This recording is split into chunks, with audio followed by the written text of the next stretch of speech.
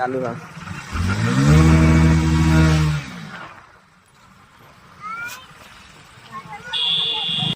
कहाँ? हरपुर हरपुर। और यहाँ पर माँ दुर्गा की पूजा होती है।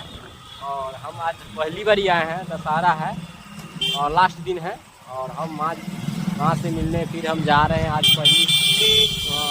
पहली बार हम जा रहे हैं। इससे पहले हम अभी हम आ चुके हैं हरपुर स्कूल, जहाँ पर